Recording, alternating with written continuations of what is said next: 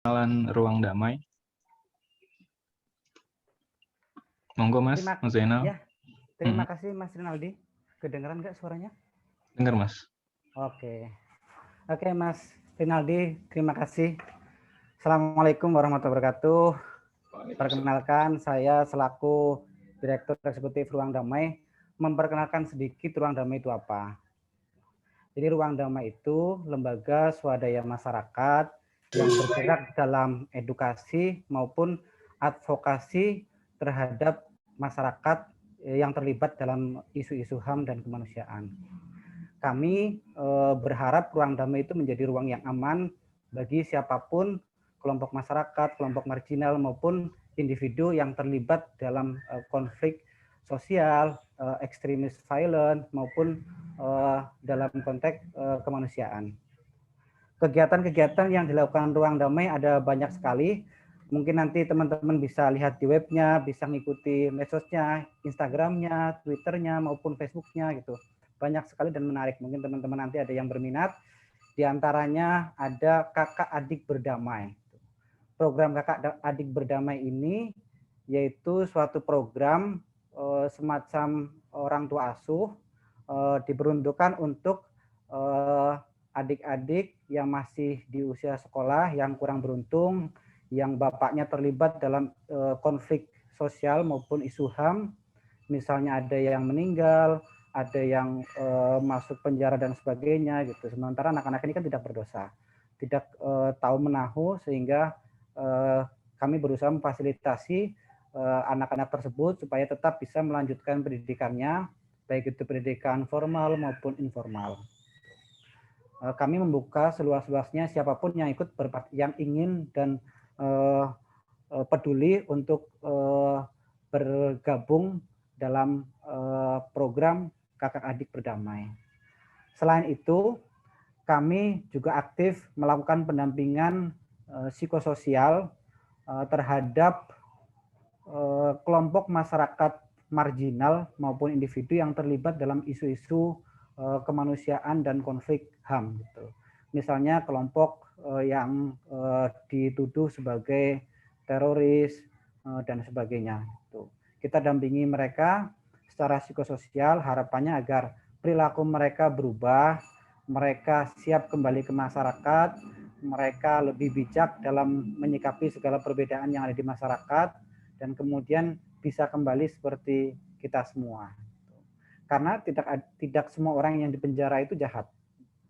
Begitu juga tidak semua orang yang di luar penjara itu baik.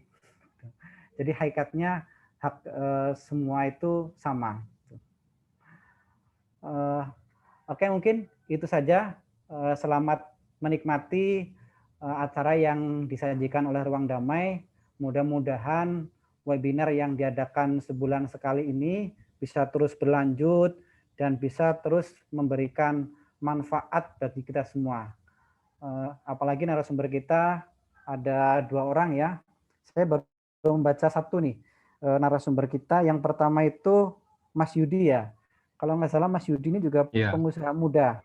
Selain beliau juga aktif di bidang sosial, bergerak di lembaga sosial, beliau juga pengusaha muda yang sukses dari Aceh kalau nggak salah. Nanti kita belajar apa sih pentingnya berpikir kritis gitu.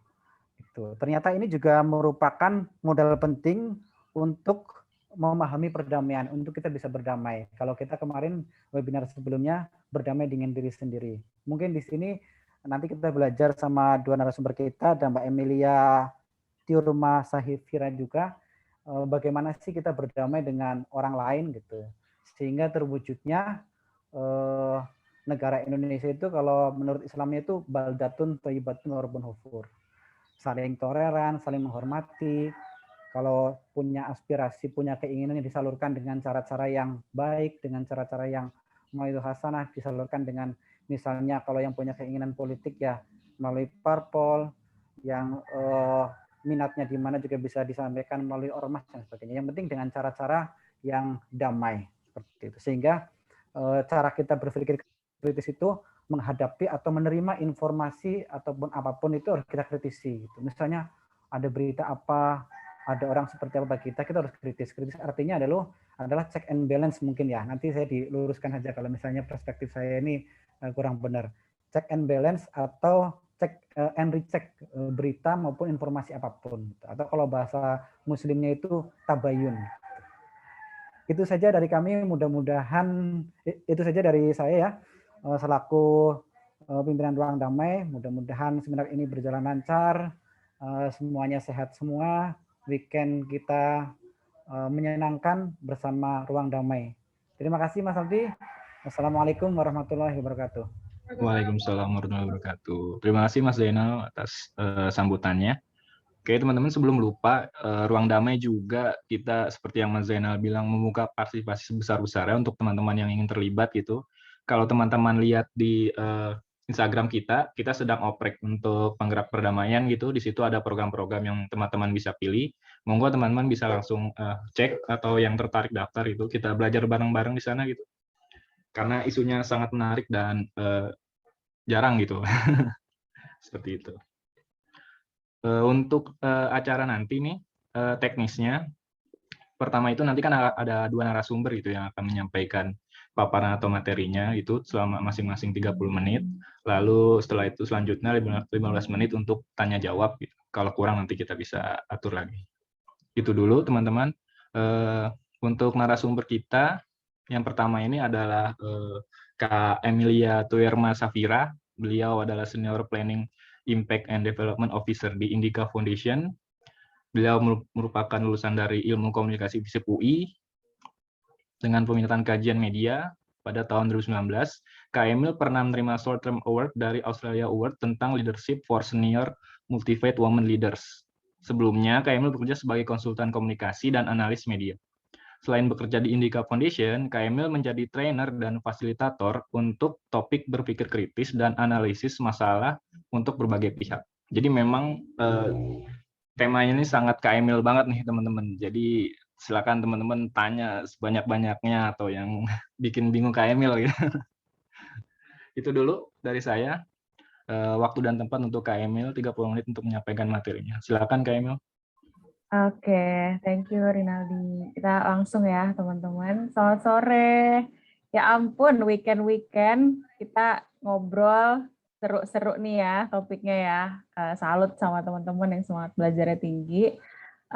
Tadi udah dikenalin, nama aku Emilia, dipanggilnya Emil. Selain kerja di Indica Foundation, aku jadi fasilitator atau trainer untuk topik-topik berpikir kritis dan pengembangannya. Analisis masalah, pengambilan keputusan dan lain sebagainya. Hari ini mau spesifik ngomongin kita kenalan dulu sama berpikir kritis itu apa gitu. Karena sebetulnya berpikir kritis itu bukan kayak sekali belajar terus selesai gitu. Sama kayak skill-skill yang lain, dia skill ya teman-teman, jadi bisa dipelajari. Sama kayak skill-skill yang lain butuh latihan terus-menerus sampai kita pada akhirnya terbiasa untuk menggunakannya gitu. Gitu. Jadi sekarang kita bakal kenalan dulu nih berpikir kritis itu apa, sama aku di akhir bakal kasih tahu gimana sih caranya setelah dari bincang damai ini kita semua masih tetap bisa nih untuk berlatih mengaktifasi cara pikir kritis kita. Gitu. Oke. Aku mau berangkat dari hal yang dasar dulu sebelum ngomongin berpikir kritis. Jadi teman-teman, kita nih manusia itu selalu punya kebutuhan untuk satu memahami dirinya dan memahami sekitar. Gitu. Kalau teman-teman merefleksikan gitu ya, mengingat-ingat gitu, kalau ada masalah, hal-hal yang digalaukan gitu, coba tarik sampai bawah, ini pasti ujungnya salah satu dari 2 hal ini. Entah karena pengen memahami diri lebih, atau entah karena pengen memahami sekitar. Kenapa ya kok orang lain kayak begitu? Oke, memahami sekitar. Kenapa ya saya ngerasa gini? Oke, memahami diri. Atau misalnya saya harus ambil kerja apa ya? Gitu. Memahami diri, memahami sekitar gitu. Ujungnya tuh pasti ke 2 ini. Gitu, teman-teman. Ini yang disebut sebagai kita itu intuitive scientist. Jadi secara intuisi, kita punya intuisi untuk pengen tahu gitu, pengen mampu menjelaskan hal-hal yang terjadi di sekitar kita ataupun di dalam diri kita. Gitu. Nah, biar apa? kok begini cara kerja kita? Ya biar dipakai buat ngambil keputusan, teman-teman. Ngambil keputusan ini tuh bukan kayak keputusan yang hanya di kantor atau di OSIS atau di organisasi mahasiswa, enggak cuman kayak gitu. Tapi termasuk ke hal-hal yang sehari-hari sampai kepada level yang sifatnya relasi dengan sesama. Contoh keputusannya kayak apa? Saya mau temenan nggak sama dia? Saya mau dengerin orang itu nggak? Saya mau terlibat dalam komunitas ini nggak? Itu semua keputusan, teman-teman. Cuman mungkin nggak terlalu berasa karena terjadinya di kepala gitu. Di kepala aja, dan ya udah prosesnya juga nggak kita kritisi juga gitu kan. Gitu.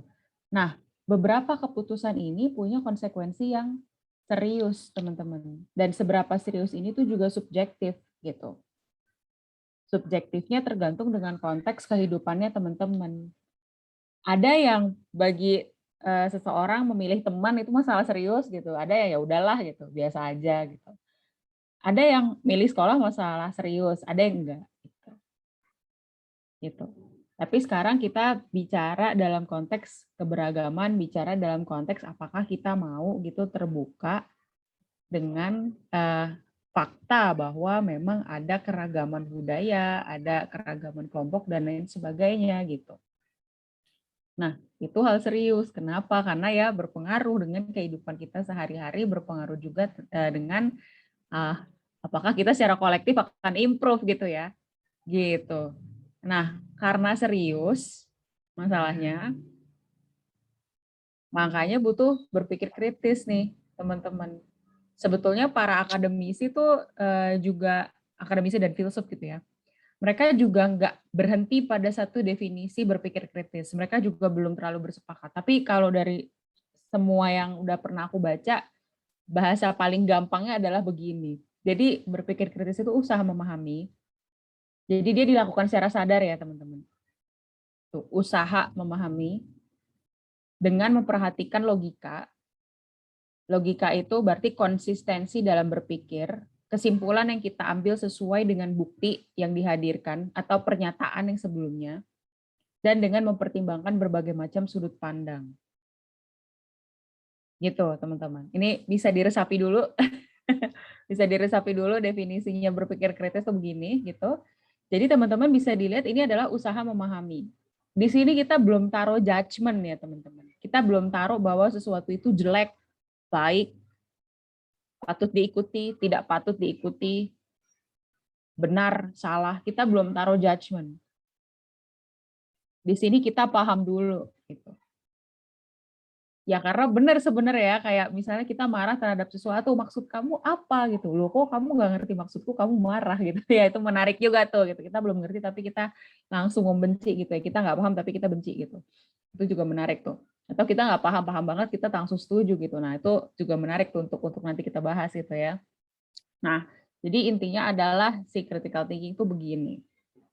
Gitu. Makanya penting ya untuk kita miliki karena apa? Karena sekarang teman-teman tantangannya bukan lagi kita kekurangan informasi. Informasinya banyak, pertanyaannya yang mana yang relevan dan yang berkualitas. Makanya berpikir kritis diperlukan supaya kita bisa ngelihat mana sih informasi yang relevan dan betulan berkualitas. Relevan ini apa? Relevan ini artinya punya kaitan dengan keputusan yang teman-teman mau ambil. Gitu. Ya, terus kemudian kalau yang berkualitas maksudnya apa? Yang berkualitas adalah informasi yang bisa dipertanggungjawabkan kebenarannya adalah informasi yang bisa dibuktikan. Gitu. Nah, ini yang menjadi landasan kita pada nanti ini. Yang tadi kita udah omongin tuh dalam kita mengambil keputusan. Gitu, teman-teman. Panas ya, mulai ya. Nah, kita bisa ngecek cara pikir kritis kita dengan beberapa jenis pertanyaan gitu. Nah, seringkali tuh kita mikir kayak, oh kalau berpikir kritis tuh pertanyaannya harus apa fancy-fancy, susah-susah gitu ya. Sebenarnya enggak sih teman-teman menurutku. Karena ya tadi kan usaha memahami gitu. Pertanyaan yang sangat sederhana justru seringkali bisa membawa kita kepada hal-hal yang kita nggak sadar, Bu. Sebenarnya kita juga nggak tahu, nggak paham-paham banget gitu. Atau kita juga sadar bahwa ini adalah informasi penting yang belum pernah dibahas sebelumnya. Jadi ada 3 jenis pertanyaan, teman-teman. Yang pertama itu pertanyaannya berkaitan dengan informasi dasar, seperti definisi, deskripsi, istilah, data, kategori. Gitu. Kayak tadi tuh kita ngomongin berpikir kritis gitu ya. Terus banyak nih yang menggaungkan pentingnya berpikir kritis gitu. Tapi berpikir kritis sebenarnya apaan sih? Gitu. Nah itu kan udah PR tuh ya jelasinnya gitu. Terus misalnya kita ngomongin soal perdamaian gitu. Nah, perdamaian itu apaan sih? Jika apa Indonesia bisa dikatakan damai? Itu kan sebenarnya pertanyaan yang sangat sederhana gitu ya. Dia nanyain definisi, dia nanyain deskripsi. Mendeskripsikan Indonesia yang damai seperti apa? Wah, itu jawabnya mikirnya panjang tuh teman-teman. Jadi informasi dasar ini tuh jangan jangan disepelekan ya, karena walau bentuk pertanyaannya mungkin sederhana, tapi sebetulnya bisa membawa kita kepada informasi-informasi mendasar yang perlu perlu kita pahami sebelum akhirnya kita berlanjut gitu ke pertanyaan yang berikutnya. Gitu. Yaitu pertanyaan yang memantik pembentukan pemahaman gitu. Jadi di sini tuh kita bicara soal bagaimana proses terjadinya sesuatu. Bagaimana proses seseorang bisa sampai pada kesimpulan tertentu. Kita bicara perbandingan, kita bicara hubungan penyebab pengambilan kesimpulan ya tadi ya gitu. Jadi misalnya ada sudut pandang A ngomong 1, 2, 3, sudut pandang B ngomong 4, 5, 6. Oke, lagi-lagi sebenarnya pertanyaannya sederhana tapi bikin mikir. Apa persamaan dan perbedaan sudut pandang A dan sudut pandang B? Karena gini teman-teman, ini kan enak ya, kayaknya aku ngomong tuh enak bisa dipisah-pisah gitu. Tapi begitu teman-teman balik ke realita, realita itu berantakan, quote and quote. Semua tuh kecampur gitu. Nah, seringkali yang kita lakukan adalah ketika orang memberikan pendapat, kita lihat cuma satu baris gitu. Terus kemudian kita langsung tolak gitu pendapatnya. Atau tolak gitu. Tolak pendapatnya atau menerima pendapatnya. Padahal kita juga bisa melakukan, kita lihat tuh kayak kalimat-kalimat atau ide-ide yang di dalam pandangan tersebut. Kita bisa bilang saya setuju pada bagian yang 2 dan 3, tapi saya tidak setuju pada kalimat 4 dan 5. Bisa. Tapi karena kita terlalu cepat tadi ya, kayak proses pikir kritisnya tuh belum diaktifasi gitu. Karena terlalu cepat, jadi ya udah gitu, kita kehilangan kesempatan untuk mengambil ide-ide yang sebetulnya bagus, atau untuk mengambil ide-ide yang sebetulnya relevan juga gitu sama kita, karena ada 1 atau 2 kalimat yang kita langsung tidak setuju gitu. Gitu teman-teman. Nah di sini tuh pembentukan pertanyaan-pertanyaan yang berkaitan dengan pembentukan pemahaman tuh bisa kita gali gitu ya. Sama yang terakhir tuh berkaitan dengan pertanyaan yang berkaitan dengan evaluasi dan refleksi.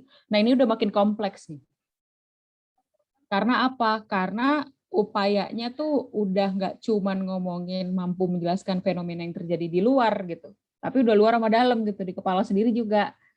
Gitu. Di sini kita ngomongin hipotesis dan asumsi, kita ngomongin what if gitu, pengandaian, kita ngomongin prediksi, kita ngomongin pemaknaan, kita ngomongin penilaian juga gitu. Jadi misalnya nih, teman-teman misalnya bisa dibaca gitu pembentukan pemahaman gitu. Itu satu hal. Kemudian tanya, apa makna pembentukan pemahaman buat kamu? Nah, itu proses pikirnya di kepala tuh udah kompleks tuh. Gitu. Karena PR-nya kita sekarang tuh udah bukan masalah buta huruf masih ada gitu, tapi secara persentase kecil. Tapi yang persentasenya besar dan juga mengkhawatirkan adalah iliterasi fungsional gitu. Jadi bisa baca nih proses perbandingan gitu. Tapi begitu ditanya maksudnya apa nggak tahu gitu. Nah itu yang bahaya tuh. Gitu. Dan itu yang terjadi juga ketika kita pakai gadget gitu ya. Lihat-lihat berita, lihat-lihat message di media sosial gitu. Baca bisa. Ditanya maknanya nggak tahu, ditanya maksudnya apa nggak tahu gitu. Gitu teman-teman. Tambah lagi kita dihadapkan pada reduksi konteks teman-teman. Ketika misalnya teman-teman ngelihat tulisan di media sosial, ngelihat posting dan lain sebagainya gitu ya. Itu kan kehilangan konteks ya kalau kita nggak nyari tahu ya. Jadi gampang sekali tuh untuk marah gitu. Gitu teman-teman. Dan ini kaitannya sama identitas gitu ya.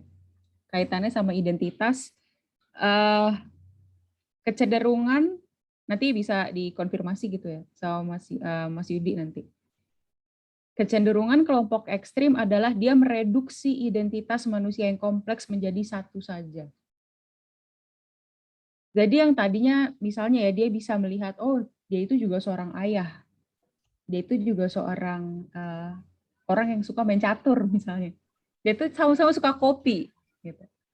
Dia punya hobi yang sama dengan saya, gitu. Dia punya keluarga yang juga sayang sama dia, hilang, gitu. Dan masalah identitas ini nggak pernah kita bahas, wong ya nggak pernah diajak untuk berefleksi, teman-teman. Nah, refleksi itu juga bagian dari berpikir kritis, merefleksikan siapa kita gitu. Dan konsekuensinya apa dari identitas yang kita punya gitu. Perannya jadinya apa? Gitu, teman-teman. Nah, beberapa pertanyaan yang bisa teman-teman pakai juga adalah gini. Jadi yang pertama kita bisa menanyakan apa yang saya ketahui dan pahami, karena tahu dan paham beda ya. Kayak misalnya saya tahu roket, tahu, paham nggak ya? Tentu saja tidak gitu. Nah banyak juga nih hal-hal yang terjadi di sekitar kita ya kayak begini gitu. Gitu. Kamu misalnya tahu soal kelompok A, tahu, paham nggak? Enggak. Tapi seringkali rasa tahu itu kayak paham gitu. Gitu. Nah itu perlu kita cek tuh gitu. Karena sekali lagi tahu itu beda dengan paham. Yang kedua adalah soal logika. Seberapa konsisten kesimpulan yang saya ambil gitu dengan bukti dan juga pernyataan yang saya berikan sebelumnya gitu. Apa asumsi yang mendasari kesimpulannya saya? Gitu. Misalnya saya bisa bilang bahwa isu perdamaian adalah isu yang perlu menjadi perhatian bagi institusi pendidikan juga. Oke, buktinya apa? Proof-nya apa? Apa pernyataan pendukung dari argumennya saya gitu. Nah, itu bisa kita telaah gitu ya. Jadi teman-teman berpikir kritis ini bukan hanya masalah kita, ini sering ya di sesi-sesi sebelumnya gitu. Jadi motivasi ikutan kelas berpikir kritis itu biar bisa menunjukkan flow gitu atau menunjukkan apa salahnya argumen orang ada di mana gitu.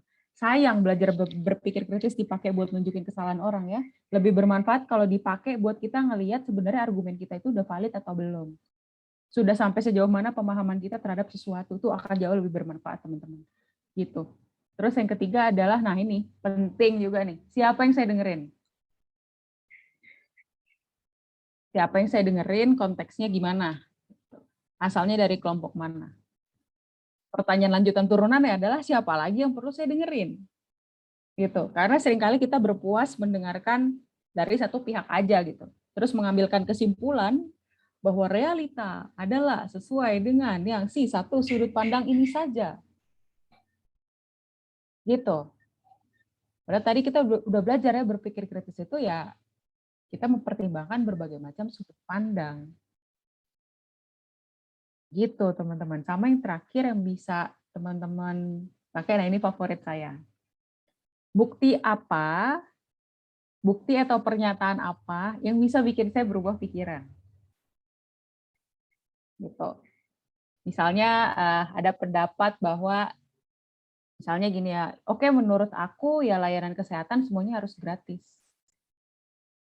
Oke, bukti apa yang bisa bikin aku berubah pikiran, jangan deh layanan kesehatan jangan gratis. Gitu. Misalnya gitu. Atau ya, masuk ke topik ini. Kelompok A itu membenci kita. Oke, apa bukti yang perlu ada yang bisa mengubah misalnya keyakinan saya bahwa kelompok A itu membenci kelompok saya? Ya, jangan ada. Buktinya ada.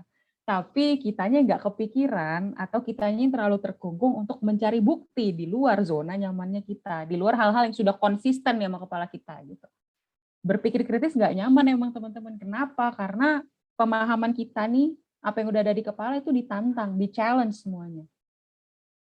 Dan kalau ada ketidaksesuaian antara apa yang sudah ada di kepala dengan hal baru yang masuk, itu kan tremor gitu ya, bingung gitu. Entah bingung, nggak nyaman, takut gitu. Ya tapi itu diperlukan buat belajar. untuk improve pemahaman. Jadi kalau nggak nyaman ketika berpikir kritis, jangan di stop prosesnya. Yang perlu dilakukan adalah ya lanjut, dikelola. Gitu, teman-teman. Nah, ini aku tahu sih ini wordy banget, tapi ini kayak potongan dari sebuah buku yang menurut aku bagus banget, namanya Mind Makes Societies, yang nulis namanya Pascal Boyer, aku tulis di bawah. Jadi dia bilang dia seorang evolutionary psychologist, dia bilang memang manusia itu otaknya dibuat bukan untuk mendapatkan informasi akurat, tapi informasi yang useful alias berguna. Gitu, teman-teman.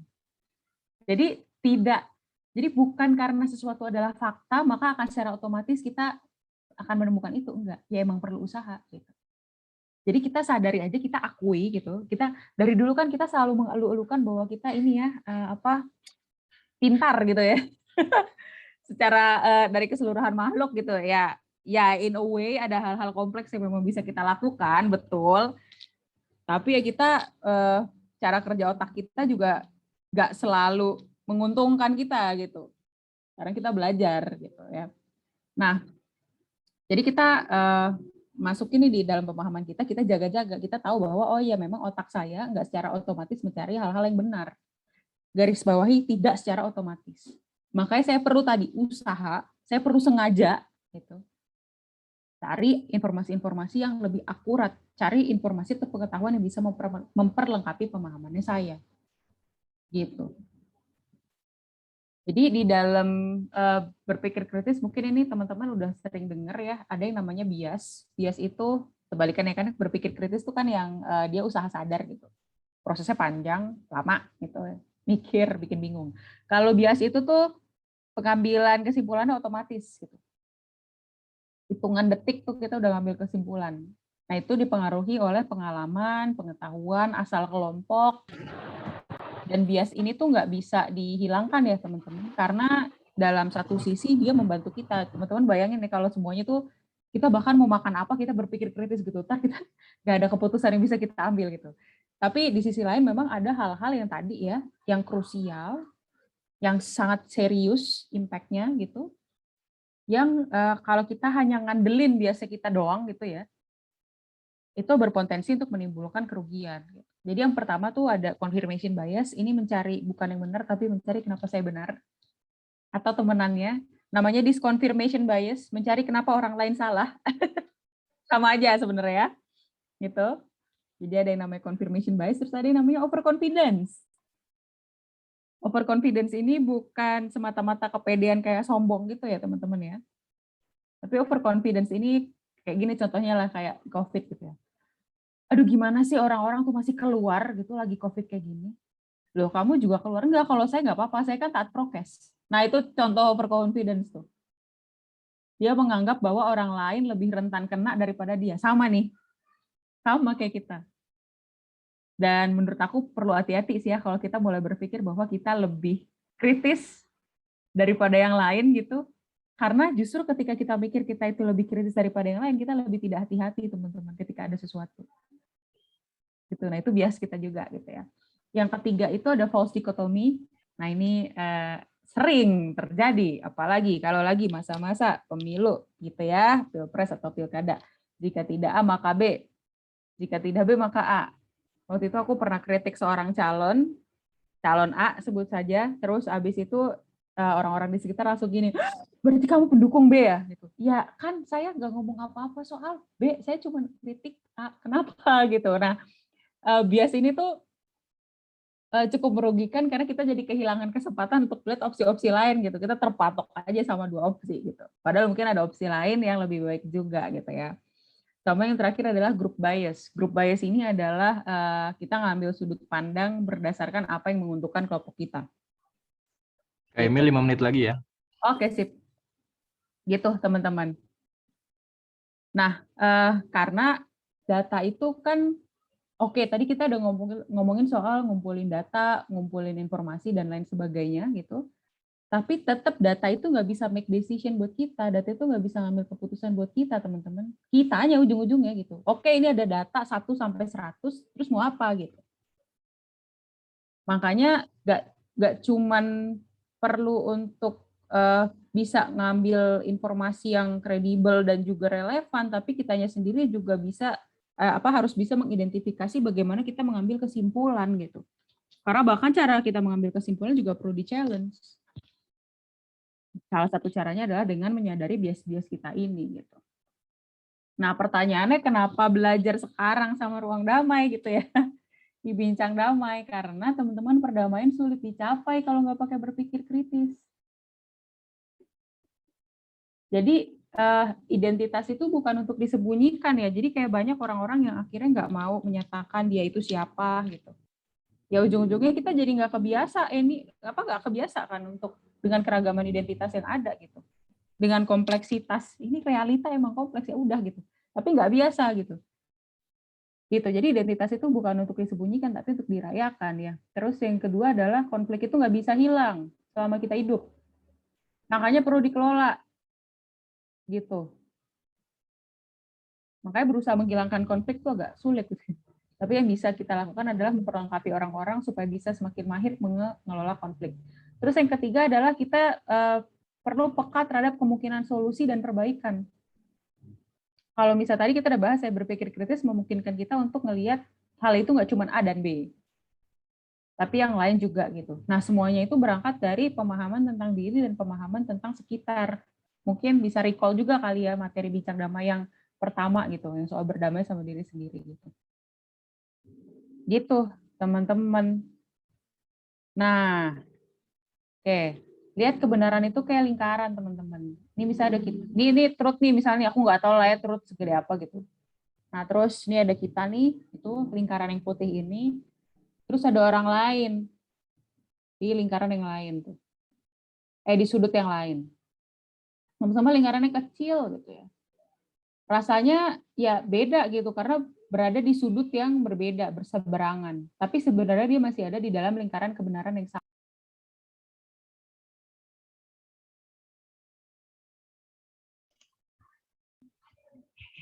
Kak Emil ininya ke-mute. Wow, oke. Yang PR adalah ketika kita sulit untuk ketika kita harus mengidentifikasi apakah sesuatu hal sebenarnya berada di luar lingkaran. Jadi ya udah dia emang salah gitu.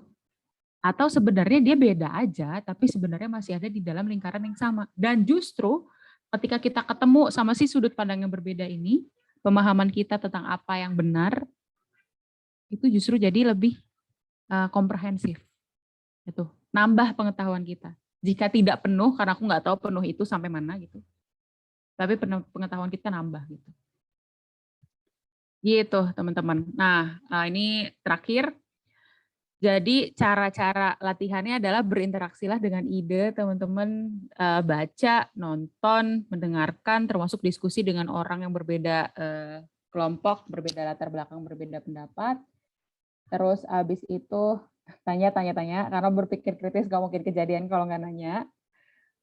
Sama yang terakhir adalah kita paham dulu sih, baru memutuskan kemudian gitu. Biar jadi relevan, karena kita nggak bisa mengkritisi sesuatu yang kita sama sekali have no idea about. Gitu. Oke, aku akhiri di sini. Jadi aku mau tutup dengan satu pernyataan bahwa hanya karena seseorang mengalami kehidupan secara berbeda, tidak berarti apa yang dia katakan otomatis nggak ada value-nya.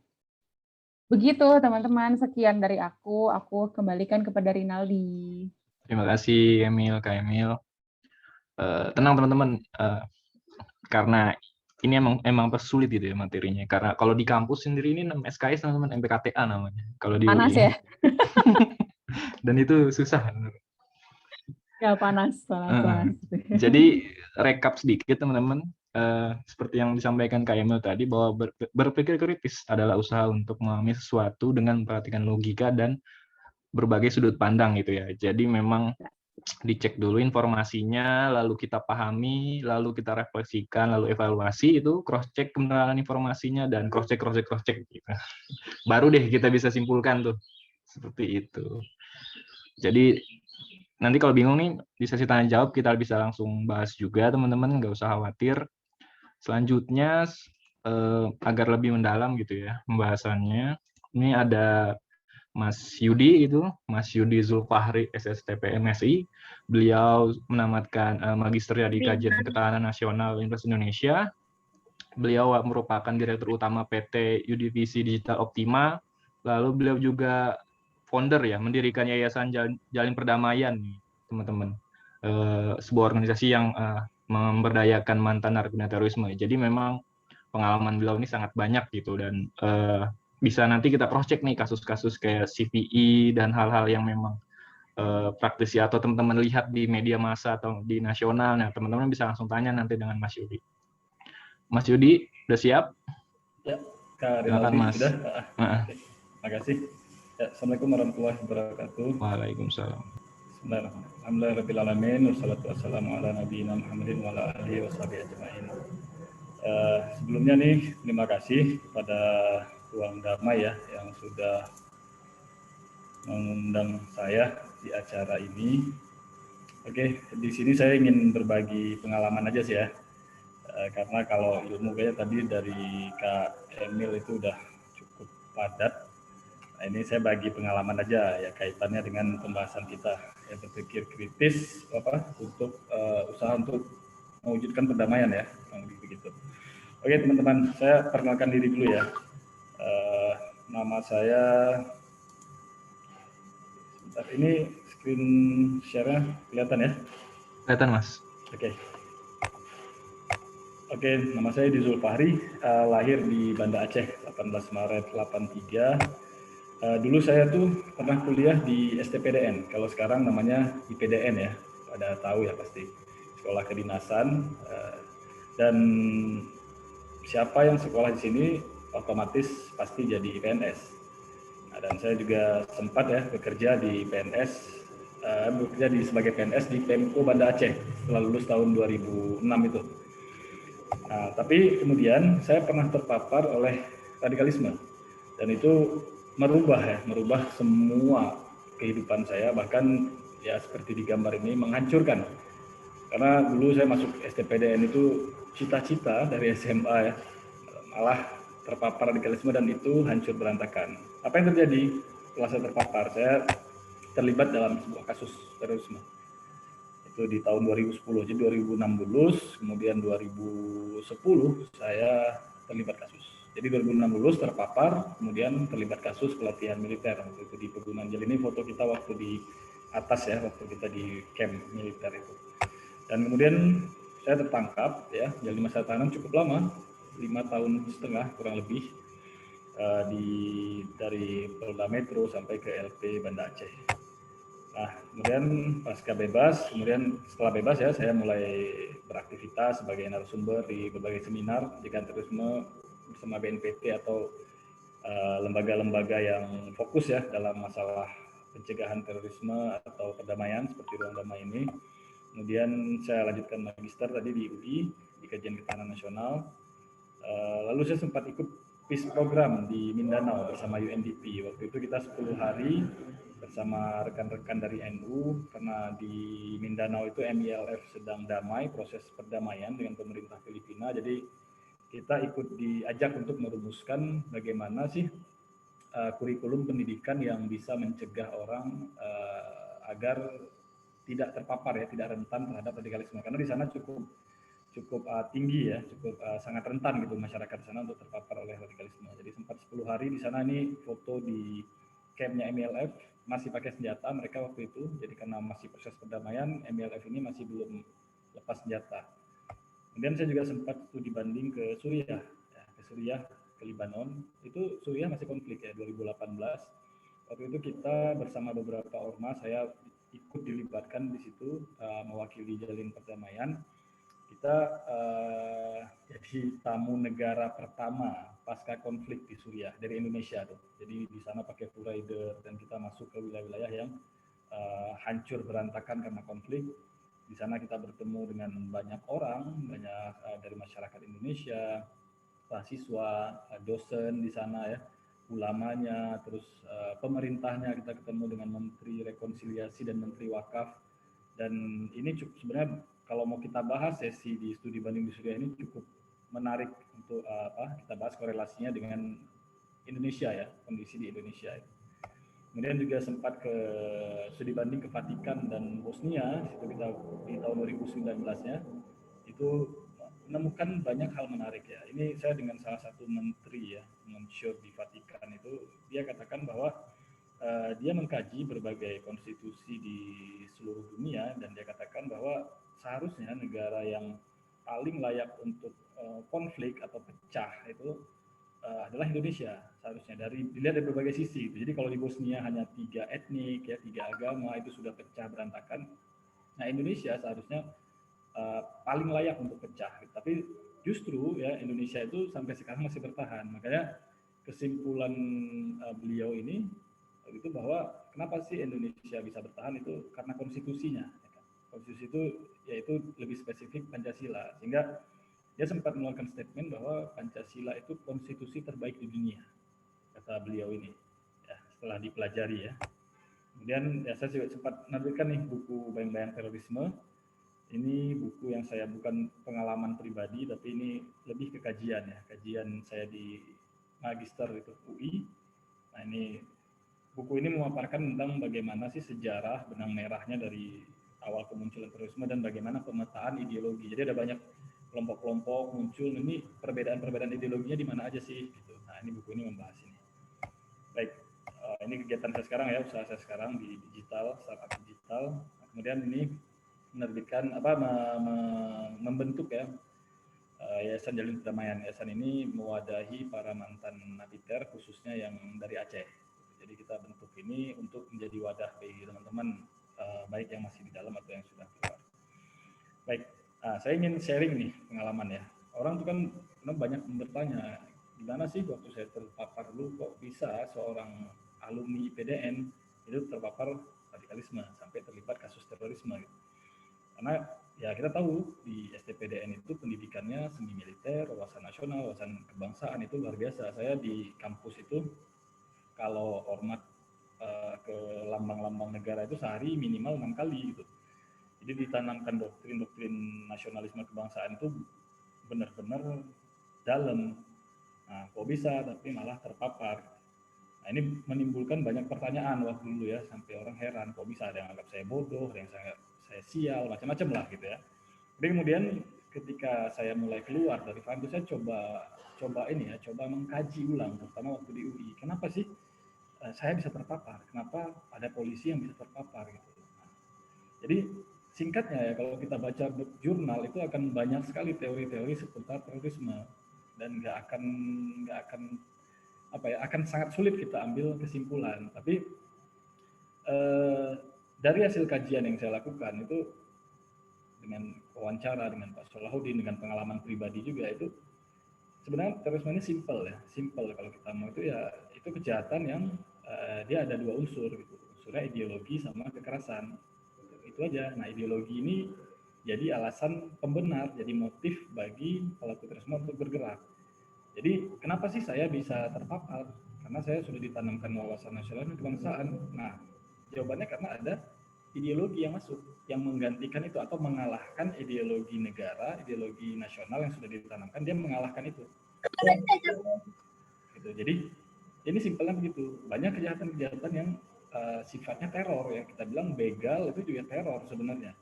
Orang malam-malam ya, kalau lagi musimnya itu lewat di tempat malam, di tempat gelap itu ketakutan, itu kan teror. Tapi kalau kita bicara terorisme, ini bicara unsur ideologi. Nah ini yang bedanya. Jadi pelaku terorisme ini merasa kejahatan yang dia lakukan itu adalah benar dan itu baik malah baik gitu. Nah ini kita lihat aja ya. Jadi sekarang ini kita ada banyak gelombang terorisme ya, dari Perang Dunia Pertama dulu, tapi kita sekarang berada di terorisme keagamaan. Nah, oke, ini kita skip ya. Ini nanti bisa dipelajari. Nah, ini pengalaman saya ya dengan beberapa tokoh pelaku terorisme. Ini ada Ustadz Oman, ini guru saya langsung. Kalau Ustadz Oman ini saya mengadopsi ideologi dari Ustadz Oman ini dulu. Ada dulu Martin yang dulu menjadi nomor 1 dan petinggi Jemaah Islamiyah. Jadi ini pengalaman saya dengan mereka, saya nggak gabung ke kelompok manapun, tapi saya bertemu dengan tokoh-tokoh ini. Saya mengalami langsung bagaimana sih perbedaan-perbedaan ideologi mereka ini gitu. Macam-macam gitu. Dan ini menjadi bahan kajian saya setelah saya keluar ya. Kenapa nih orang berbeda-beda? Nah, nanti ada jawabannya. Oke. Nah, ini next aja ya. Ini materi. Nah, ini kita lihat misalnya fenomena, kenapa sih kalau ada keluarga bom Surabaya sampai keluarganya itu ngebom gitu ya, sampai bawa anak-anak kecil gitu, kalau ada poluan yang terlibat terorisme, kalau ada seorang wanita dengan modal apa Zakia ini modal airsoft gun nyerang Mabes Polri, ini kan sebenarnya hal-hal yang sangat apa ya, sangat membingungkan gitu. Kok bisa sampai orang tua kalau dia meledakin dirinya sendiri itu mungkin wah, udah banyak lah gitu, tapi sampai ngajak anaknya yang masih lucu-lucu, masih kecil-kecil, ini kan sangat aneh. Nah, kenapa bisa seperti ini dan siapa aja sih sebenarnya yang berpotensi terpapar sampai bisa melakukan ini? Nah, ini kajian utamanya gitu, piramida terorisme. Kita mungkin sering ya dengar istilah-istilah ini gitu. Intoleransi, radikalisme, terorisme, kita sering dengar istilah-istilah ini, tapi gimana cara kita menarik benang merahnya gitu. Nah, ini sejauh pengalaman saya bahwa pengalaman dan kajian ya, bahwa seperti inilah proses orang terpapar ke terorisme. Jadi nggak ujuk-ujuk dia dari fine-fine aja, normal-normal aja, tiba-tiba dia terlibat terorisme. Sangat sulit ditemukan seperti itu, kecuali itu apa ya, hubungan mungkin pertemanan, minta bantu sebentar, akhirnya apa, pinjam duit sebentar atau antarin ke sana sebentar, akhirnya dia ikut terlibat dalam kasus. Tapi sebenarnya dia sendiri tidak mengadopsi ideologi, itu kita katakan apa ya, itu serpihan-serpihan aja. Tapi kalau inti dari terorisme itu adalah seperti bangunan piramida ini. Dalam piramida ini kan dibangun dalam dibagi dalam 3 bagan ya. Ada intoleransi, radikalisme, dan terorisme. Ini maknanya gimana sih? Jadi intoleransi ini bisa dikatakan fondasinya. Jadi orang ya kalau sudah intoleran ya, itu sangat rentan dia akan terpapar oleh radikalisme. Jadi dari segini banyak ya yang di bagian biru ini orang terlibat intoleran, nanti sebagiannya akan terpapar radikalisme. Nah, nanti dari yang terpapar radikalisme ini sebagiannya lagi akan masuk ke terorisme gitu. Jadi begini prosesnya, dan ini juga yang waktu itu saya alami. Saya terpapar terorisme itu nggak sadar. Kalau mungkin ketika awal terpapar itu langsung ke bagan merah yang terorisme ini, itu mungkin saya juga akan langsung nolak gitu.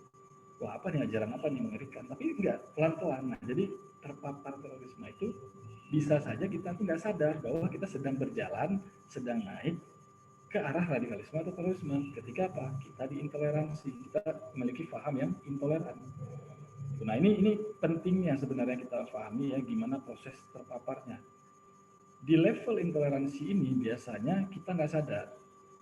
Saya juga begitu, nggak sadar bahwa saya sudah menempatkan diri saya dalam fondasi terorisme. Nggak sadar pembahasan ketika kita bicara ini terorisme keagamaan misalnya, ya ketika kita belajar ya mengaji atau ke siapapun yang paham agamanya itu intoleran, nah itu kita nggak sadar, di situ kita merasa paling benar segala macam. Ya, apa sih intoleran? Nah, ini orang-orang yang melakukan pemaknaan tunggal atas sebuah teks. Jadi kalau dia dapat teks, entah teks apapun, sebenarnya ini nggak berlaku di agama aja ya, tapi ini trennya sekarang tren terorisme keagamaan, dan ini pun berlaku di semua agama sebenarnya, bukan cuma di Islam aja. Ada banyak kalau kita kaji itu kan, di Amerika ada Army of God, itu ada banyak, di India ada kelompok Rastria Swayam Sevak Sang RSS, itu bahkan kalau di Rohingya itu umat Islam itu jadi apa korbannya ya. Di India, di Myanmar itu umat Islam yang jadi korbannya gitu. Nah, jadi ini orang-orang yang intoleran, ini orang-orang yang melakukan pemaknaan tunggal atas sebuah teks. Kalau kita bicara dalam konteks Islam, gitu. Jadi kalau bicara ayat, dalil, itu dia menafsirkannya secara tunggal menurut dia. Ya, jadi ini kebenarannya cuma ini satu, dia absolutkan itu dirinya sendiri. Kalau bukan ini, kalau bukan sesuai dengan yang kelompokku atau ustadzku atau komunitasku, itu semuanya salah. Nah, lalu apa? Nggak akan menerima perbedaan pendapat. Disitulah muncul judgment ya, vonis-vonis sesat, bid'ah. Mungkin kalau kita lihat nih, ada kelompok pengajian yang suka vonis-vonis ini bid'ah, ini sesat, ini itu sebenarnya kelompok-kelompok yang peserta pengajian itu dalam bahaya. Saya juga dulu di kelompok itu awalnya, nggak sadar bahwa itu bisa membawa saya ke arah radikalisme atau terorisme. Nah, fanatik ya, ustadznya di list, ustadznya yang ini aja yang boleh didengar, di luar ini nggak boleh. Ya, kalau doktrinnya itu supaya apa? Supaya terjaga akidahnya, supaya terjaga pemahaman. Jadi ustaz-ustaz yang boleh-boleh. Jadi seperti itu. Hanya berdasarkan kelompoknya, ya. Di list hanya berdasarkan pemahamannya gitu. Dan akhirnya apa? Eksklusif. Gitu. Nah, intinya apa sih? Intoleran ini orang-orang yang close minded, gitu, berpikiran tertutup. Nah, jadi ini sebenarnya adalah fondasi dari terorisme, fondasi dari banyaknya konflik-konflik di berbagai belahan dunia. Tertutup, pikirannya tertutup hanya dari satu sudut pandang. Nah, ini sebenarnya fondasi dari terorisme. Jadi siapapun ya, mau dia polisi, mau dia tentara, mau dia direktur pun, kan ada tuh yang di Batam ya direktur kena juga gitu. Siapapun dia, pejabat sekalipun, kalau dia sudah pemikirannya tertutup, maka dia di situ sudah satu langkah ya, lebih dekat ke radikalisme atau nanti terorisme naik lagi gitu. Jadi ini sebenarnya kunci ya, kunci kalau kita katakan kita mau mencegah terjadinya teror atau itu, mari kita ajak orang untuk berpikiran terbuka atau kritis yang tadi seperti disampaikan Kak Emil. Itu dalam kajian saya dan pengalaman saya itu akan menjadi vaksin paling ampuh ya, supaya kita itu nggak terpapar oleh yang namanya radikalisme atau ekstremisme.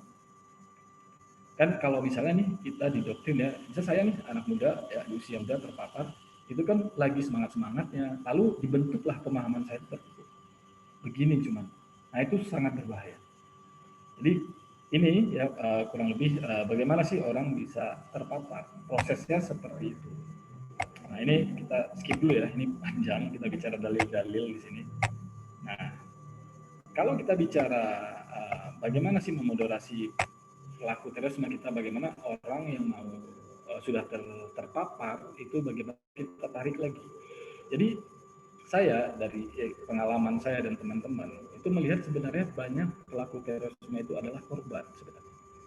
Korban dari indoktrinasi ideologi yang radikal atau intoleran. Jadi kita ini sebenarnya anak-anak muda itu adalah korban. Makanya kalau ada orang terpapar itu jangan dimusuhi, jangan distigmatisasi gitu. Karena dia akan semakin jadi. Tapi bagaimana kita menyelamatkan? Kita harus bisa melihat bahwa para pelaku terorisme ini adalah korban. Korban dari indoktrinasi. Kita sedang mencari identitas, sedang mencari jati diri, sedang mencari satu pemahaman, tiba-tiba kena seperti itu. Tanpa difahami, tanpa ada filter gitu ya. Kena. Nah, makanya gimana kita bisa menyelamatkan. Kalau kita baca ya berbagai jurnal tentang penanggulangan terorisme itu terjadi perdebatan juga yang luar biasa. Ada yang pro dengan teori disengagement, gimana mengalihkan dia, menarik dia keluar dari lingkaran terorisme itu yang paling penting. Deradikalisasi dianggap nggak masuk akal. Nanti kita baca penganut teori deradikalisasi akan menganggap bahwa wah yang paling penting itu deradikalisasi, disengagement itu hanya sementara gitu ya. Atau nanti ada lagi pelaku teori humanis gitu. Saya di lapangan ngelihat ini para expert ini berdebat, padahal semuanya teori-teori ini berguna gitu. Tapi bagaimana kita melakukan penempatan yang pas gitu.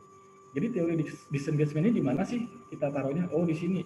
Orang kalau dia untuk mengeluarkan orang dari lingkaran terorisme itu pakai teori disengagement ya. Tarik dia keluar dulu. Dengan cara apa? Mengalihkan kegiatan. Entah itu nanti pemerintah bantuan wirausaha atau apapun, tapi itu nggak menyelesaikan masalah. Kenapa? Karena itu ibaratnya kayak kayak penyakit ya, cuma dikasih obat penghilang rasa sakit dia bisa muncul kapan aja. Nah, makanya perlu ada teori deradikalisasi dan humanisme. Bagaimana orang yang sudah terpapar ini ditarik gitu, ditarik dia diubah pemahamannya, dikeluarkan pemahaman yang radikalnya. Nah, ini kan kalau kita bicara radikal ini orang yang penuh dengan kebencian, permusuhan. Nah, kita perlu teori humanis juga di situ. Bagaimana memperlakukan para pelaku terorisme, para napiter itu dengan teori humanis gitu. Dia dimanusiakan, disentuh hatinya, jangan dimusuhi. Karena kalau dimusuhi ini bahaya. Pernah ada kejadian tuh ya, Juhanda itu pernah satu sel sama saya, dia mau balik ke masyarakat, di stigma, ditolak oleh masyarakat, akhirnya dia bom gereja Oikumene.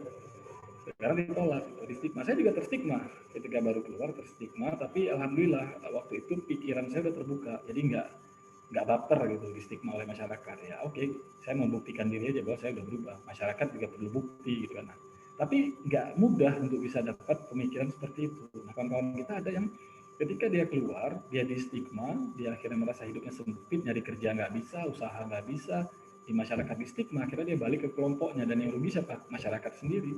Dia jauh lebih berpengalaman ketika dia sudah pernah tertahan, ya tertangkap, lalu dia keluar, dia punya pengalaman yang luar biasa, dan itu ya kita contohnya Afif.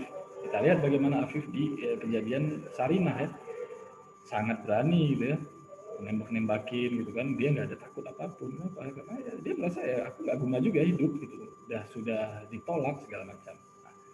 Nah, jadi kalau fondasinya intoleransi ya kita harus bagaimana mengajak orang berpikiran terbuka gitu. Nah, ini pengalaman saya bagaimana keluar dari paham terorisme. Kadang kita bingung ya, orang kalau udah terpapar gimana ya.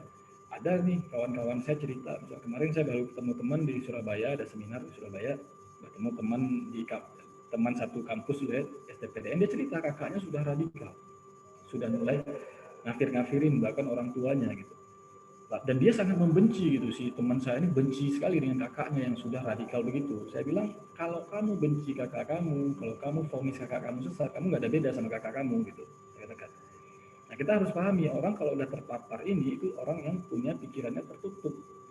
Nah, tugasnya bagaimana cara kita? Ya kita membuka sebelum kita membuang gitu. Ini kayak kita air dalam botol begini, kita mau buang tuh, kita bilang air dalam botolnya adalah pemahaman atau ideologi radikal. Gimana cara kita ngeluarin orang-orang yang terpapar? Ini kita buka tutup botolnya, baru kita bisa buang airnya. Kalau kita teriak-teriak dari luar, air itu nggak akan hilang. Pemahaman itu akan tetap ada. Akhirnya bilang, kamu jangan begitu ke teman saya ini, karena pengalaman saya juga begitu. Ada yang namanya Ali Imron, pelaku bom Bali, yang berhasil membuka pikiran saya. Ya, dia nggak nyalahin. Waktu itu saya bertemu sama Ali Imron, dia tanya, kamu yakin Yud, yang kamu lakukan ini benar? Kamu sudah keluar dari PNS segala macam.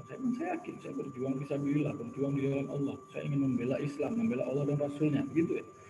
Beliau cuma katakan gini, ya benar, tapi coba kamu pikir, Rasulullah dulu juga ceritanya berjuang di jalan Allah, ya fisabilillah juga. Tapi kok Rasulullah dari seorang diri itu perjuangannya berhasil sampai Islam itu tersebar ke seluruh dunia.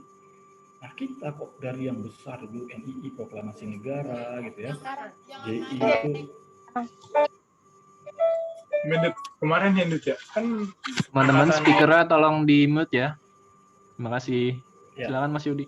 Oke, jadi 5 menit lagi ya Mas. Oke, itu dari JI yang transnasional, jadi akhirnya semakin kecil. Beliau katakan, kalau kita judulnya fisabilillah, tapi hasilnya beda dengan perjuangan Rasulullah, jangan-jangan ada yang salah dengan kita. Itu kata beliau. Dan itu cukup membuka pikirannya. Iya juga ya. Oh ya, jangan-jangan ada yang salah nih. Kalau udah jangan-jangan ada yang salah, berarti saya sudah mengakui dong ada kesalahan. Berarti saya sudah membuka dong. Oh, saya harus mencari lagi nih, mana yang benar. Nah, disitulah tutup botol itu terbuka. Nah, itu jadi sangat apa ya, kuat ya korelasinya ya, pengalaman yang saya miliki dengan pembahasan kita hari ini ya, tentang berpikir kritis seperti yang dijelaskan oleh Kak Emil tadi. Nah, berpikir kritis ini memang apa ya, yang pertama dia bisa menjadi tameng buat kita ya. Yang kedua, dia juga bisa membuat kita itu mengerti ya bagaimana cara menghadapi orang-orang yang sudah terpapar. Karena terorisme ini sebenarnya bahayanya kan bukan di aksi-aksi ledakan itu, tapi dia bisa dimanfaatkan sebagai proksi bagi yang punya kepentingan seperti Suriah. Itu kan hancurkan Suriah karena terorisme digunakan sebagai proksi untuk menghancurkan negara itu. Jadi ini bisa berantakan negara ini.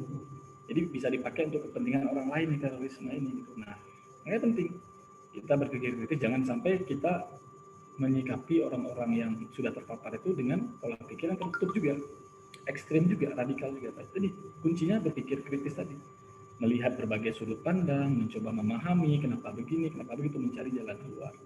Nah, kurang lebih begitu ya, dari pengalaman yang bisa saya sharing di sini, dan mudah-mudahan ini bisa bermanfaat ya buat kita semua. Demikian Kak Rinaldi dari saya, terima kasih. Wassalamualaikum warahmatullahi wabarakatuh. Waalaikumsalam warahmatullahi wabarakatuh. Terima kasih Mas Yudi. Tadi sempat ini Mas, ada ini juga sih yang menarik gitu ya, terkait pemaparan Mas gitu ya, bahwa berpikir kritis merupakan vaksin paling ampuh gitu ya, agar tidak terpapar radikalisme, lalu juga dapat dimanfaatkan dalam membantu kawan kita gitu yang terpapar radikalisme, bukan untuk dijauhi gitu ya Mas. Ya. Kalau untuk ini Mas, anak muda sendiri gitu ya Mas, Ya. mungkin Mas ada pesan gitu gimana untuk menyikapi hal tersebut gitu Mas? Ya, kuncinya sih ini ya, pembahasan kita hari ini kalau menurut saya ya. Jadi bagaimana anak muda itu tetap bisa berpikir kritis dalam pengertian yang disampaikan oleh Kak Emil tadi ya. Jangan sampai kita cuma kritis-kritis aja, semuanya kita kritisi gitu. Karena apa? Pelaku radikalisme terorisme itu juga orang-orang yang sangat kritis sebenarnya. Cuman kritisnya ini dalam ruang lingkup pemikiran yang tertutup. Gitu. Jadi kritisnya kritis menurut dia aja itu. Nah, anak muda kan sering kayak gitu ya. Jadi silakan kritis tapi terbuka, gitu. Tetap terbuka. Kalau dari pengertian Kak Emil sih sebenarnya berpikir kritis itu udah cukup. Kalau pengertiannya adalah melihat dengan berbagai sudut pandang gitu ya. Tidak close mind gitu ya. Cari berbagai informasi dan tidak berusaha untuk membenarkan apa yang kita pendapatnya gitu ya. Ya, betul sekali. Oke, teman-teman. Sudah 2 narasumber ya menyampaikan materinya masing-masing gitu. Saat ini kita masuk ke sesi tanya jawab, jadi udah lumayan banyak nih. Wahyu mau nyampaikan langsung atau dibacakan ini Wahyu? Halo Wahyu. Wahyu Nur Alim. Gak usah malu Wahyu. Jarang-jarang loh nih ketemu Mas Yudi sama Kak Emil.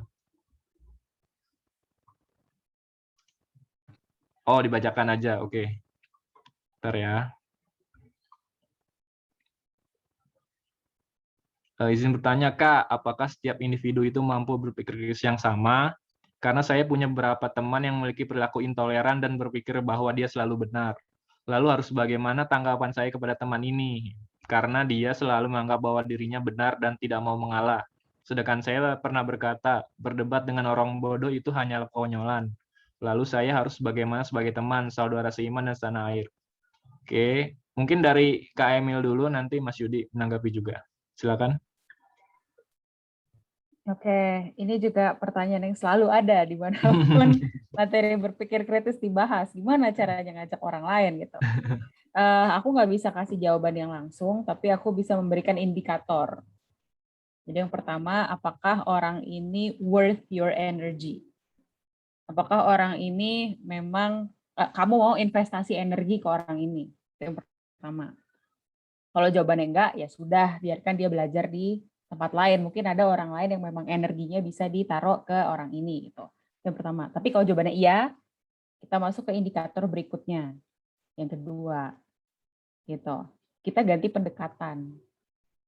Karena seringkali kalau misalnya ada orang yang kekeh gitu ya, kayak aduh udah pokoknya saya yang paling bener gitu, ya memang capek. Tapi biasanya kita kebawa gitu ya, kayak, gimana sih kok kamu malah mikir kira gitu, kita jadi kebawa. Nah biasanya teman-teman, kalau kita menyerang balik orang yang kekeh, itu justru jadi bahan validasi dia bahwa ya bener saya udah nggak usah dengerin orang saya disalahin.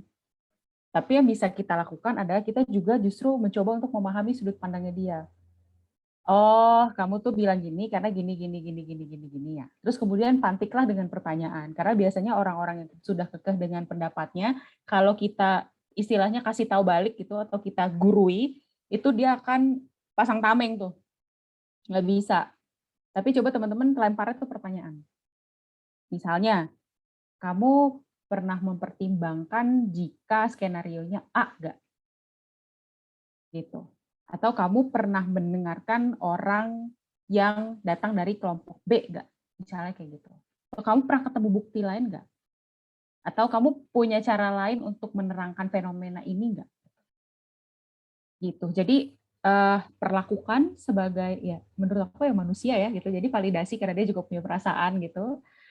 Terus kemudian ya kita jadi kawan bicara yang setara aja, kita lempar aja pertanyaan, kita gali. Karena tadi kalau teman-teman nyimak juga ceritanya Mas Yudi kebuka botolnya gara-gara apa? Ditanya kan, bukan karena benar-benar dikasih tahu plek-plekan gitu, tapi karena ada pertanyaan yang bikin kepalanya Mas Yudi jadi gusar gitu ya. Gitu. Jadi itu kebuka tutup botol itu udah satu langkah yang bagus banget sih teman-teman. Jadi kalau aku bisa kasih indikatornya adalah itu. Gitu. Oke, terima kasih Kak Emil. Silakan Mas Yudi. menanggapi pertanyaan dari Wahyu. Ya, saya cerita aja ya, cerita ini apa namanya, pernah kemarin di bulan April atau Mei itu seminar ya bedah buku di Aceh Barat di Melabu. Nah, dalam seminar itu saya bertemu teman SMA saya. Dia ternyata kerja di Kes Bangpol. Nah, dia justru ketika dia dengar cerita saya, pengalaman saya, sharing pengalaman awal saya ikut pengajian, ternyata itu adalah pengajian yang dia ikuti sekarang gitu. Dan dia kaget. Loh, kok bisa? Setahu dia Pak, ini pengajian yang paling sunnah gitu Pak, atau paling benar gitu ya, paling tepat lah gitu. Sampai dia cerita akhirnya, kemarin ayah saya meninggal dan dia sempat berdebat dengan ibunya karena nggak mau bacakan Yasin ya di kuburan karena dianggapnya itu bid'ah atau sesat segala macam gitu. Sampai ibunya tuh nangis lagi. Saya bilang, kenapa kamu nggak melakukan itu? Ya karena nggak ada dalilnya segala macam, itu bid'ah. Oke, saya tanya sama dia, kenapa kamu beranggapan itu nggak ada dalil? Udah berapa kitab yang kamu baca? Ya, udah seberapa dalil, sudah seberapa kuat kamu kuasai dalil tentang masalah ini? Dia diam. Nggak ada ya. Kamu berarti cuma dengar dari kata ustadz kamu. Berarti yang sebenarnya bukan nggak ada dalil, tapi nggak ada dalil menurut ustadz kamu. Nah, ustadz kamu itu apa sudah membaca semua dalil, menguasai seluruh kitab-kitab yang ada? Menurut kamu, ustadz kamu sudah menguasai belum semuanya? Ya belum sih. Nah, berarti kamu nggak bisa dong ambil kesimpulan itu nggak ada dalil. Nah, itu cara saya membuka tutup botol gitu ya, dengan pertanyaan. Jadi ya begitulah caranya gitu. Kalau kita ketemu orang yang intoleran, kita jangan debat sama dia. Kita kayak Emil itu, pertanyaan-pertanyaan aja yang menggelitik dan bisa membuka tutup botol itu. Cukup itu menurut saya yang dilakukan, dan biarkan nanti dia mencari sendiri pada akhirnya. Gitu. Kalau sudah terbuka itu dia akan mencari sendiri nanti. Kurang lebih begitu, Karinat. Oke, terima kasih Mas Yudi. Wahyu gimana? Ada lagi atau kurang jelas gitu? Jadi pada intinya memang kita nggak bisa menghadapi batu dengan batu kali ya. Dalam artian kita harus melihat juga sifat dia seperti apa, lalu argumen dia seperti apa gitu ya. Tapi sebagai teman ya kita harus selalu mengingatkan gitu loh kan, konteksnya dalam kebaikan gitu. Tapi tanpa perlu memaksa atau apalagi menggunakan kekerasan gitu ya. Tidak usah kalau itu nggak guna energinya nanti. Gitu. Oke, ada lagi mungkin yang mau ini langsung tanya gitu teman-teman di sini, langsung ngobrol gitu. Kan kalau teks kayaknya beda gitu, nggak enak nih lihatnya gitu. Silakan, siapa? Saya Hamda Awaryawati Humaydi dari Buddha Dhamma, Universitas Buddha Dhamma. Silakan. Teknik Industri Informatika. Silakan Hamda. Dari Kak Emilia, mau bertanya, dalam kejadian buruk yang dihadapi, apakah saya menghindari bertanggung jawab saya, atau saya akan menghadapi dan seterusnya dalam melaksa maju?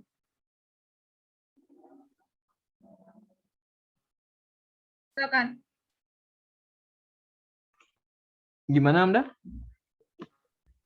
Ini mau nanya, dalam kejadian buruk yang dihadapi, apakah saya menghindari tanggung jawab saya, atau saya akan menghadapi dan seterusnya dalam langkah maju? Oke, terima kasih Hamda. Terima kasih. Emil atau Mas Yudi nanti menanggapi juga. Pada konteks ini ya, apa bahwa kita ketika mengalami situasi yang buruk gitu ya, kita harus bagaimana gitu ya. Silakan, Emil.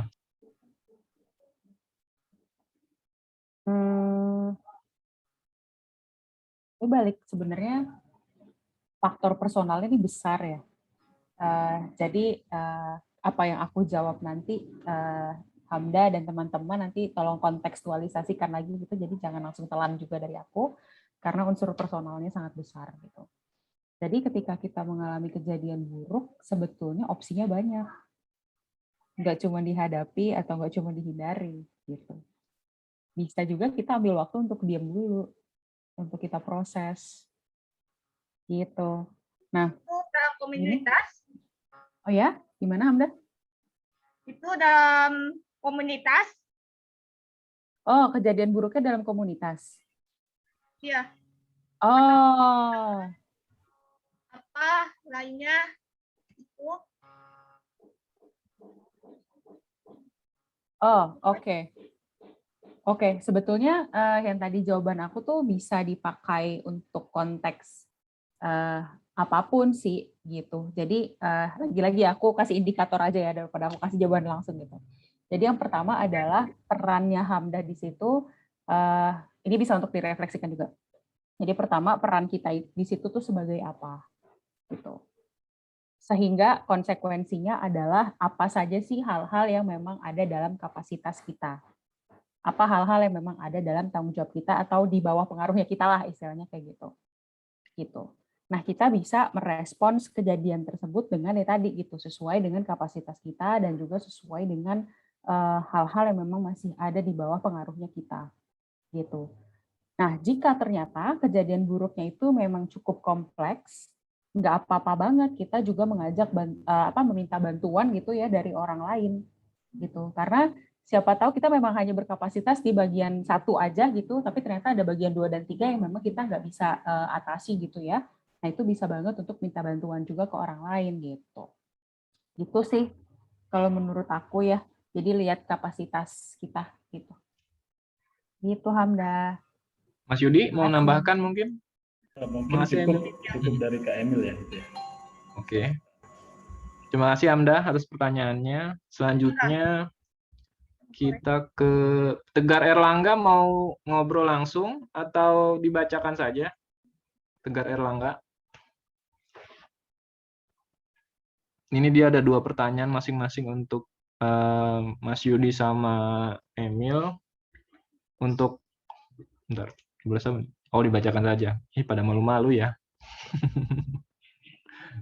Oke, bentar.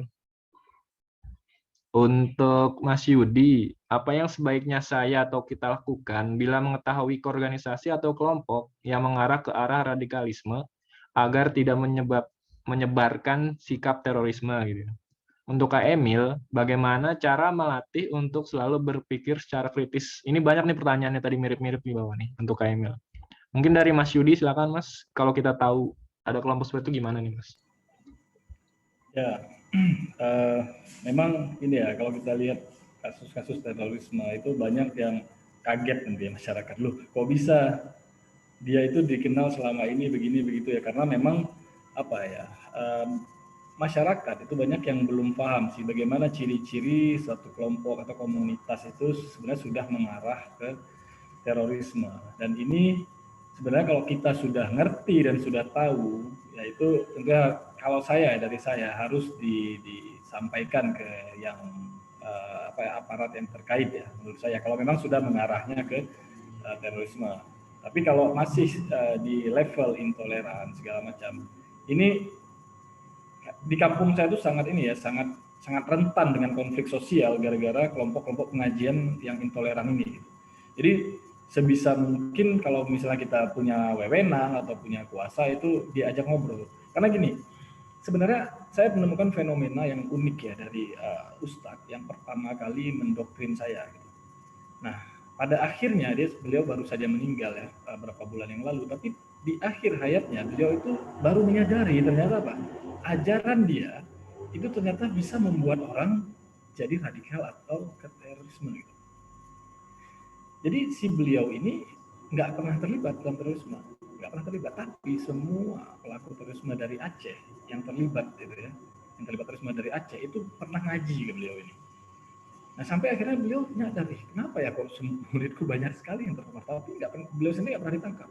Akhirnya dia sadar bahwa ternyata apa yang aku ajarkan bisa membuat orang menjadi radikal. Nah ini fenomena yang menurut saya cukup menarik ya untuk kita lihat bahwa bisa jadi ada sebenarnya seorang tokoh agama atau ustadz dia nggak sadar bahwa apa yang diajarkan rentan ya untuk membawa orang ke radikalisme atau bahkan konflik sosial. Nah, makanya komunikasi di sini menurut saya kuncinya ya, perlu ada komunikasi. Orang jangan langsung di-judgment karena apa, ciri khas dari pelaku intoleran, radikal, itu adalah judgment. Dan kita jangan sampai seperti itu juga.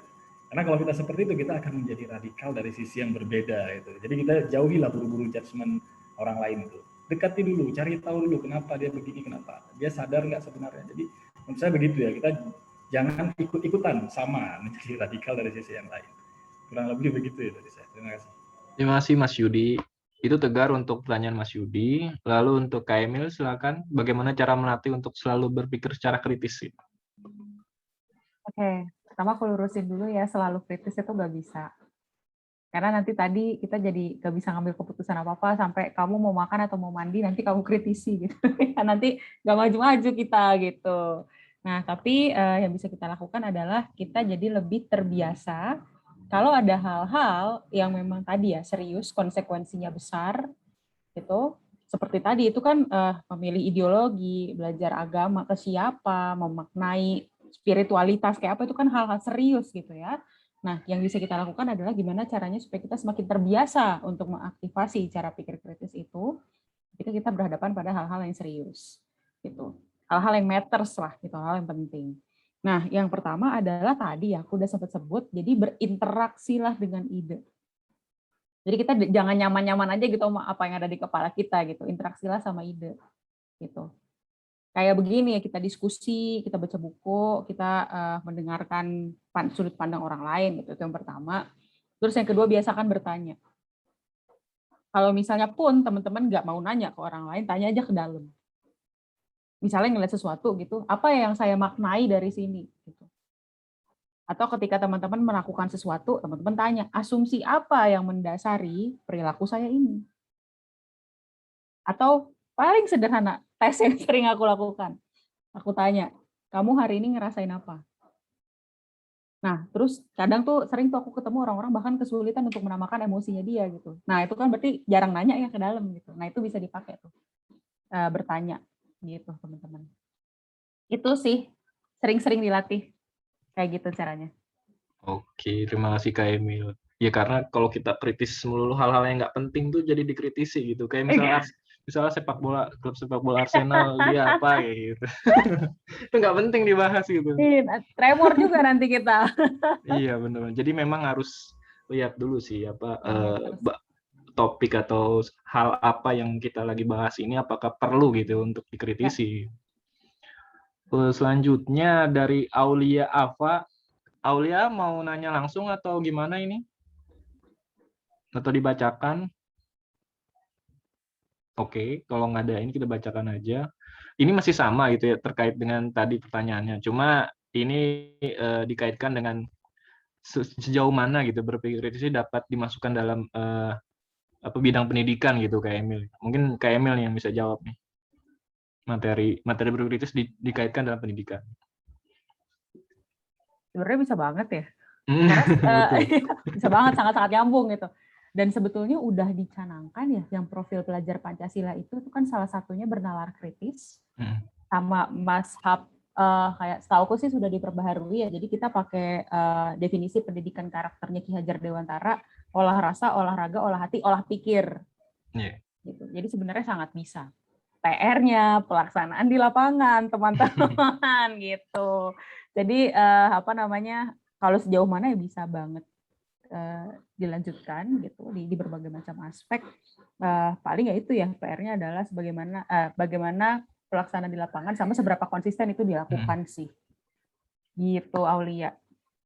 Tapi biasanya memang Aulia terkait dengan pendidikan itu kalau di SMA gitu atau SMP gitu PPKN biasanya itu yang mengajarkan materi tersebut gitu. Biasanya guru-gurunya memang selain muda gitu dan mereka masukkan input materi tentang berpikir kritis gitu. Nah itu ini juga menarik sih sebetulnya. Gimana? Jadi berpikir kritis itu nggak bisa tanpa konteks. Betul. Jadi misalnya kayak ini, aku nggak bisa ngeritik atau mengkritisi Elon Musk gitu, nggak ngerti, nggak punya konteksnya gitu. Jadi sebenarnya sekolah dengan berbagai macam subjek dan mata pelajaran, kampus pun dengan berbagai macam jurusan gitu, itu sangat-sangat strategis buat jadi tempat untuk mengajarkan berpikir kritis. Karena diajarin tuh konteksnya di situ. Keluarga juga, institusi agama juga, ada konteks agama di situ, konteks spiritual. Yang di keluarga ada konteks identitas, latar belakang. Jadi sebenarnya sangat-sangat strategis juga buat kita belajar berpikir kritis, belajar bertanya gitu ya. Gitu sih. Oke, ini terakhir nih dari Afif Fajar mungkin ya. Nanti teman-teman kalau memang masih ada pertanyaan atau apa itu bisa ini aja dikirim ke Ruang Damai Instagramnya gitu. Ntar kita bisa jawab juga.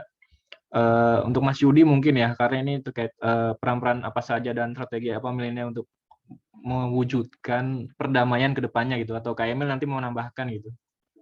Mas Yudi silakan Mas, strategi atau peran milenial gitu untuk mewujudkan perdamaian. Oke,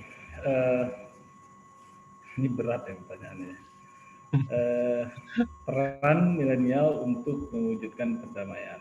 Nah, kalau dari saya sih mungkin simpelnya ya itu ya, kita milenial itu harus mengajak ya, harus melakukan sebuah gerakan untuk mengajak teman-temannya atau apapun selalu memiliki pemikiran yang terbuka ya, atau berpikir kritis. Semakin banyak dari kita ya, dari milenial itu yang pemikirannya terbuka, maka semakin sedikit pula ya potensi terpapar oleh paham-paham yang intoleran atau radikalisme segala macam. Jadi kita tuh memang sulit ya untuk benar-benar mematikan ya radikalisme atau terorisme, tapi meminimalisir itu sangat mungkin. Jadi bahan bakunya itu kan, fondasinya itu adalah pikiran yang tertutup, pikiran yang mau menang sendiri, mau benar sendiri gitu ya. Nah, semakin sedikit milenial yang berpikir tertutup, maka semakin sedikit pula ya kemungkinan milenial yang terpapar oleh paham-paham intoleran atau radikalisme. Nah, jadi kepedulian sih menurut saya, karena banyak milenial kita hari ini yang nggak peduli dengan temannya, dengan lingkungannya, dengan kondisi bangsanya, karena mungkin asik dengan game atau apapun ya. Jadi sehingga hilang kepedulian, jadi apatis gitu ya. Jadi manusia banyak yang apatis sekarang. Nah itu, jadi kepedulian terhadap sesama, kepedulian terhadap masyarakat, bangsa itu, jadilah manusia yang punya empati terhadap orang lain. Itu menurut saya hal-hal sederhana seperti itu akan cukup bermanfaat ya, bagaimana untuk menjaga perdamaian. Karena semakin kita menjadi seorang yang individualis gitu ya, itu semakin rentan sebenarnya kalau menurut saya sih ya. Kita mengurung diri, nggak bergaul, baca semuanya sendiri, menyimpulkan sendiri, itu sangat rentan. Jadi bergaul, berbaur, itu bisa cukup, hal sederhana begitu akan cukup bermanfaat untuk semakin mewujudkan perdamaian. Kurang lebih begitu. Terima kasih Mas Yudi. Emil mungkin ingin menambahkan? Enggak sih, tapi tertarik sama pertanyaannya Israk Abdillah. Yang dia bilang gimana cara membedakan pendapat teman yang intoleran dengan pendapat teman yang hanya nggak setuju aja gitu. Silakan dijawab sekalian closing statement nanti Emil, lalu habis ini Mas Yudi closing statement. Tembak closing statement ya. Oh, oke. Jadi sebenarnya pertama lihat validitas argumennya sih. Gitu. Kalau kamu bisa, kalau kita listen closely gitu ya, kamu bisa dapet tuh asumsi yang mendasari pendapatnya dia itu sebagai apa gitu. Nanti bisa tadi nyambung ke materinya Mas Yudi, apakah memang ada landasan ideologi tertentu gitu yang dikeluarkan yang menolak sesuatu gitu misalnya. Yang pertama, sama yang kedua sebenarnya dari sikap. Mau dengerin nggak? Gitu. Karena biasanya kalau yang intoleran ya dia berpendapat bukan untuk mendengarkan atau bukan untuk menambah pengetahuan ya, tapi ya udah biar nggak mau aja gitu, nggak mau aja dimasukin dengan pengetahuan yang lain yang tidak sesuai dengan apa yang ada di kepala. Gitu sih, jadi dua itu gitu. Asumsi yang mendasar itu apa, sama yang kedua dia mau mendengarkan apa enggak. Dan aku itu emang PR sih. Tadi kan tuh aku bilangnya dia di lingkaran gitu ya. Yang susah itu ngebedain hal-hal yang emang ada di luar lingkaran sama hal-hal yang sebenarnya beda aja tapi masih ada dalam lingkaran yang sama gitu. Closing statement-nya adalah teman-teman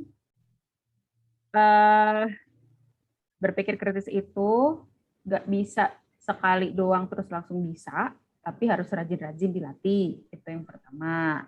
Terus yang kedua, berpikir kritisnya itu jangan dipakai justru buat tunjuk-tunjuk, ih kamu argumennya salah, ih kamu kayak gini gitu, atau bahkan menunjuk orang close-minded. Jadi menunjuk orang close-minded sendirinya juga ntar jadi close-minded gitu ya. Gitu. Tapi dipakai buat kita, as much as we are being critical to others, we are also being critical to ourselves gitu. Jadi kita rajin-rajin menguji juga apa yang ada di dalam isi kepala kita. Gitu. Aku balikin ke Rinaldi. Terima kasih Kak Emil. Mas Yudi, silakan Mas untuk closing statement mungkin. Oke, gini, saya tuh pernah ngalamin 2 penjara dalam hidup ya. Yang pertama penjara fisik, yang kedua penjara pemikiran. Nah, waktu saya keluar dari penjara fisik, yang saya rasakan itu adalah bebas. Gitu ya. Tapi waktu saya keluar dari penjara pemikiran, yang saya rasakan itu adalah merdeka. Sehingga saya jadi sadar bahwa ketika saya ya memiliki pemikiran yang tertutup, itu sebenarnya sama dengan saya itu sedang menjajah diri saya sendiri. Jangan sampai teman-teman juga ikut menjajah diri sendiri dengan memiliki pemikiran. Mungkin itu karena Oke, terima kasih Mas Yudi dan Kak Emil untuk pertemuan sore ini gitu ya. Semoga kita juga bisa rutin gitu ya ada kegiatan seperti ini, karena ya tadi selain kita menjalin silaturahmi, kita juga belajar bareng gitu ya, berbagi pandangan, dan ya tidak ada yang menjudge bahwa ini benar, ini salah, nggak ada. Kita semua belajar bareng-bareng gitu ya.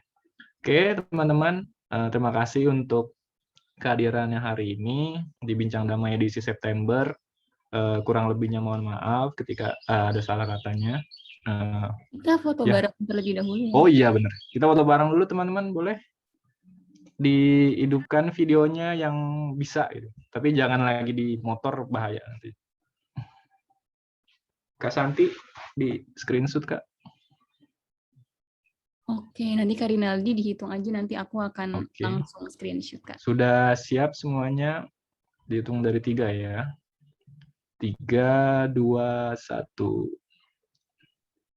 Ini kayaknya masih pada berproses Oh, untuk belum. ya Kak Rinaldi. Oke, kecepatan. Menunggu terlebih dahulu nih teman-teman untuk mengaktifkan kameranya. Udah kan, dikabarin aja kalau udah pada siap. Ini masih nggak kelihatan di sini. Oh, oke. Ya udah kalau gitu aku yang kasih aba-aba. Boleh. Ya. Oke, ada 3 layar. Kita di layar yang pertama terlebih dahulu. Hitung sampai 3 ya teman-teman. Sebentar, masih ada yang... Iya, nggak apa-apa. Yolanda jangan dipaksain kalau lagi jalan. Nanti jatuh. Oke, aku hitung sampai 3. 1, 2, 3. Oke, untuk slide kedua ya teman-teman. 1, 2, 3. Oke, selanjutnya untuk slide ketiga. Banyak ya, San. 1, 2, 3.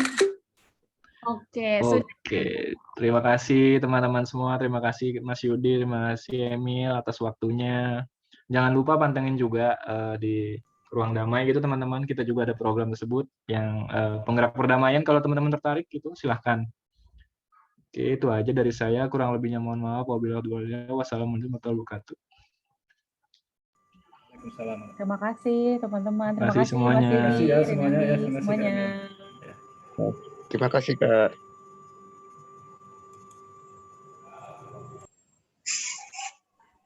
Terima kasih Kak.